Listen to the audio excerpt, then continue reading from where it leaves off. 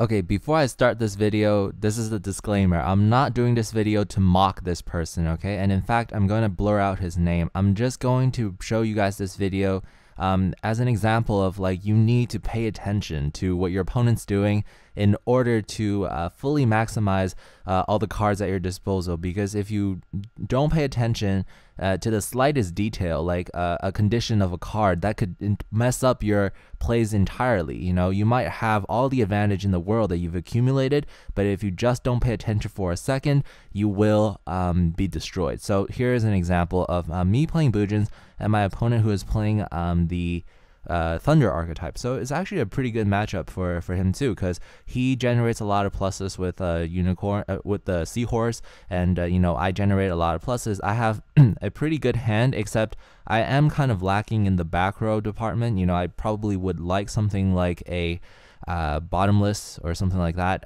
That would really help secure me. But you know, with the things that I have right now, I can discard the turtle. I have 2 cranes in my hand. Next turn I can play the Mikazuchi, and then I can just continually add cards. Now my opponent's going to begin with the standard move. He's going to go into Seahorse. Now over here, if I could just critique his play just a little bit, he should have added the Sisunder or something like that, so that he can summon out Sisunder, bring back the Thunder Seahorse, and then, you know, next turn he can recycle his Thunder Seahorse. But it's okay because he has Car D, so it's understandable that he might just want to go with this play. He sets 3 back row, which is very, very intimidating, and he just draws into 2 extra cards. So technically, he and I are pretty level with like card advantage, except I have Yamato on the field and I have the more aggressive play. So I was like, all right, no fear. I have a Forbidden Lance, so I'm going to summon out my Mikazuchi and just attack. Now opponent activates Safe Zone, and then he tries to chain it. Okay, so he activates Safe Zone on my Mikazuchi. I asked him why. I actually asked him why over the chat, because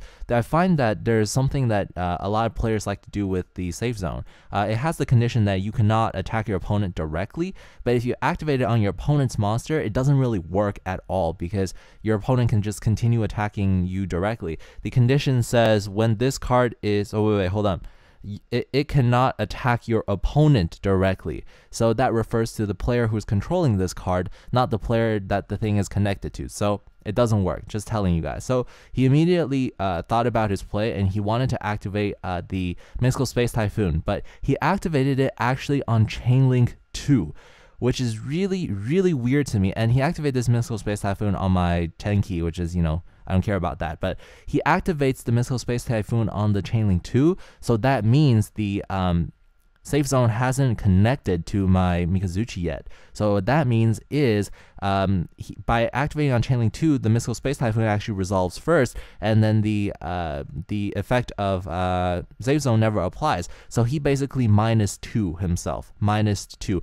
In fact, it should be a -3 because he got rid of only my Tenki, which I've already, like, you know, netted netted the Yamato. So really, he just didn't pay attention to what his cards did, and he just minused himself a whole bunch. So I'm just gonna go push for direct damage and pass my turn off to him. At the end phase, I'm going to activate Yamato's effect, get the Centipede. The reason why I did that was my opponent first turn set 3 cards, so I was like, okay, he's a back row heavy deck, I should prepare for the next turn. So I decided I'm going to get Centipede, and then with the effect of Mikazuchi, I searched for Bujin Carnation, because I know that if I use the effect of Centipede, I will be able to activate this Bujin Carnation when it becomes live.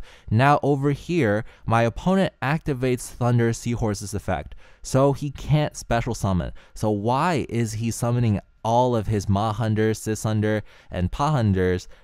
And then I asked him this too. So like during the duel, I explicitly asked, why are you doing this? You can't special summon. He said, oh, I just want to get a lot of board presence because I don't want you to do direct damage. And I thought to myself, Bujins have this card right here, the card that can attack all of your monsters on the field. So the fact of you having 5 monsters is just 5 targets for me to attack. So what he happened to have before was a pretty sizable card advantage. He could have used this for multiple XYZs had he just waited 1 turn, but instead he didn't pay attention to the fact that he activated Thunder Seahorse, and therefore he lost the game because he just neglected to, you know, pay attention to a card condition. So I'm not trying to bash this player. I'm gonna blurt out his name and everything. I'm just trying to showcase what it's like not to pay attention during a duel and what it can do and how it can cost you the game. So